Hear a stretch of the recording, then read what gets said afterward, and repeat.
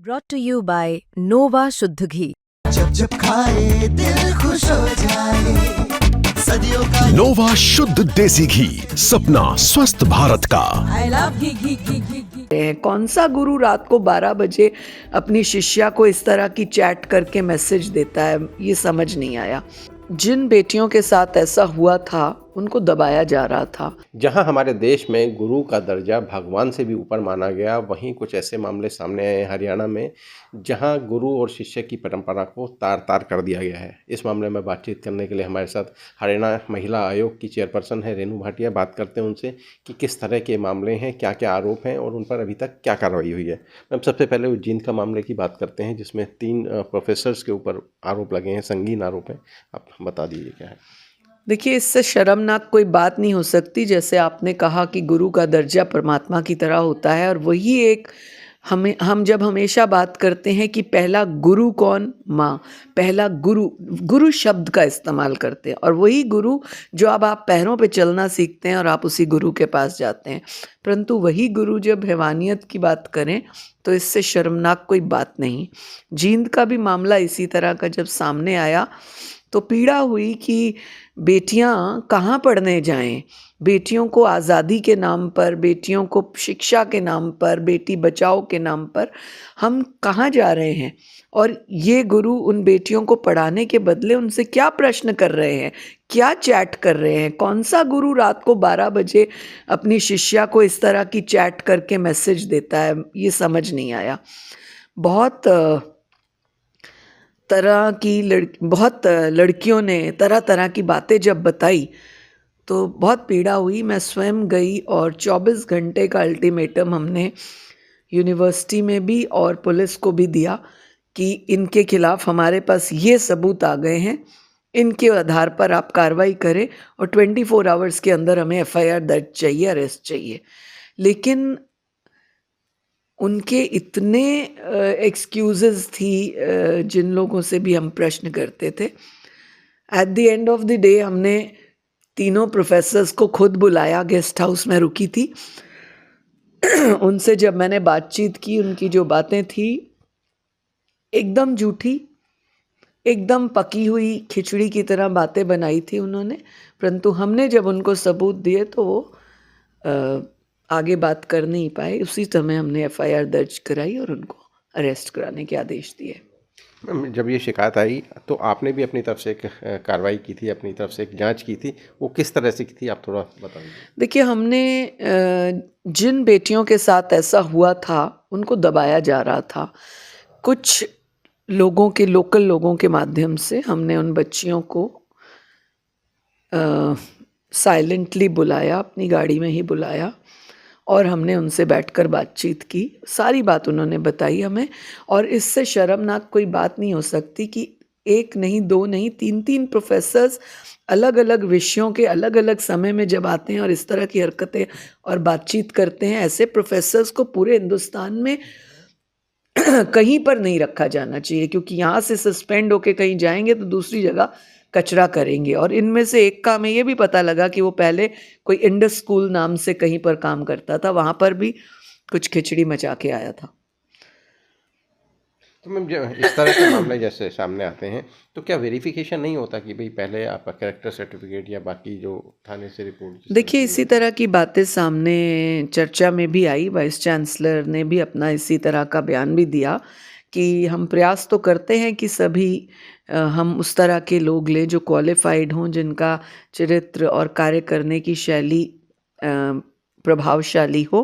परंतु सभी टीचर्स भी गलत नहीं होते, और उनमें से जो कोई इस तरह से निकलता है उनके खिलाफ कार्रवाई कर देने से मुझे लगता है वहीं पर रोक लग जाती है। आप अपनी क्वालिफिकेशन की डिग्री और वो सब लेकर सामने आ जाते हैं तो उसमें कहीं नहीं लिखा होता कि आप कैरेक्टर भी ऐसा करते हैं।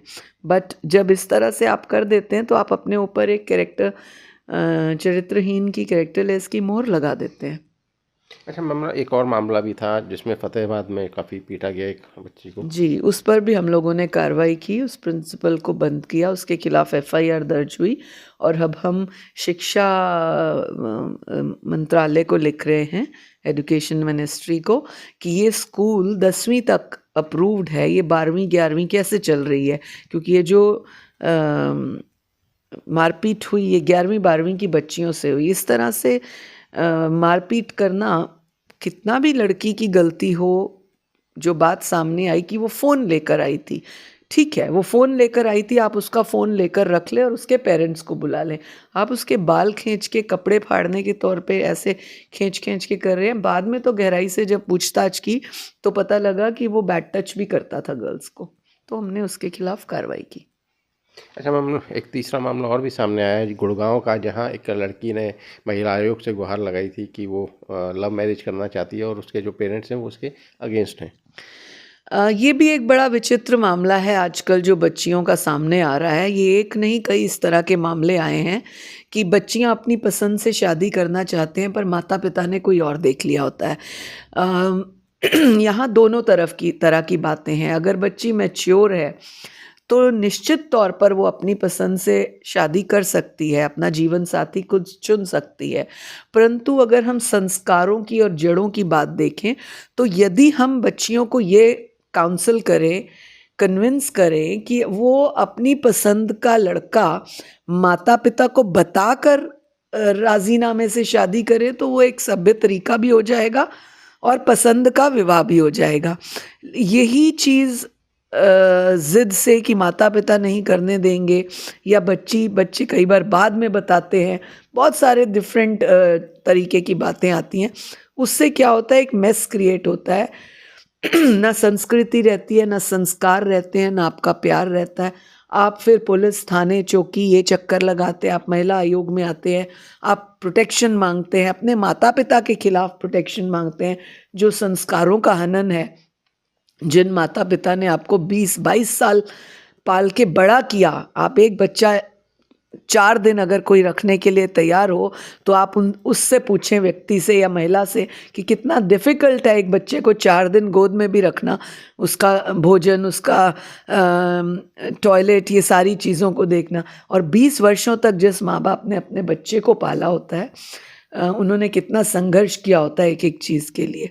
तो दोनों तरह से ये बात है। परंतु जो इस मामले में भी लॉ है, वो जो लॉ है, कोर्ट के नियम है कि आप उसको प्रोटेक्शन देंगे और आपने उसको ध्यान रखना है, तो उसको सेफ हाउस में भेजा गया है और वहाँ रखा गया है। तो क्या महिला आयोग की तरफ से भी कोई काउंसलिंग की जा रही है फैमिली की और लड़की की? हमने विचार बनाया है कि हम उस बच्ची की काउंसलिंग करेंगे। ऐसा ही अभी थोड़े ही दिन पूर्व एक केस आया था रोहतक में। तो वो लड़की एक अपने माता पिता की बिना किसी और लड़के के साथ इंस्टा पे मित्रता करके भाग के आ गई थी। हमने उसको 1 स्टॉप सेंटर लगभग 1 महीना रखा और लड़के को बंद किया गया था क्योंकि वो नाबालिग थी। हम लोग पिछले सप्ताह रोहतक गए, हमने उस बच्ची से 1 स्टॉप में बात की, उसको काउंसिल किया, उसको 1 दिन का समय दिया सोचने के लिए। उसके माता पिता बुलाए गए, फिर माता पिता के साथ बिठाया और अब वो अपने माता पिता के साथ जा चुकी है। लेकिन मैम, ये जो गुड़गांव वाला मामला है, इसमें एक तो बच्ची बालिग है और दूसरा क्या कहीं जो महिला आयोग है ये पेरेंट्स को काउंसिल नहीं करते? दोनों को काउंसिल करते हैं, ऐसा नहीं है, क्योंकि कई बार हर बार ज़रूरी भी नहीं है कि बच्चे गलत डिसीजन लें। कई बार बच्चे अपनी पसंद के साथ साथ अपने हिसाब से अपने फील्ड का व्यक्ति चुन लेते हैं। अक्सर जहाँ पर बात आती है, आज भी जो एक वो मानसिकता बनी हुई है बिरादरी की, जाति की, उस तरह वाली बातें कई बार कहीं आ जाती हैं, तो थोड़ा सा फ्लिकर होता है ये मामला। बट अगर दोनों को बिठा लिया जाए तो निश्चित तौर पर फैसले हो सकते हैं, जो हम प्रयास करेंगे। अगर गुड़गांव वाले मामले में फैसला नहीं होते तो क्या कानूनी कार्रवाई होगी? नहीं, कानूनी कार्रवाई तो देखिए, जो लॉ है वो तो अब बच्ची ने अपनी कंप्लेंट दर्ज कराई है तो उस तरह से होगा। परंतु अगर काउंसिल हो जाए तो कंप्लेंट्स वापस भी हो जाती हैं। Thank you. तो ये थी हमारे साथ हरियाणा महिला आयोग की चेयरपर्सन, जो कई मुद्दों के बारे में बता रही थी, जिसमें एक 3 प्रोफेसर्स पे आरोप थे कि वो छात्राओं से छेड़छाड़ कर रहे हैं। वहीं एक दूसरे मामले में पिटाई का मामला था, जहां स्कूल प्रिंसिपल ने पिटाई करी छात्रा की।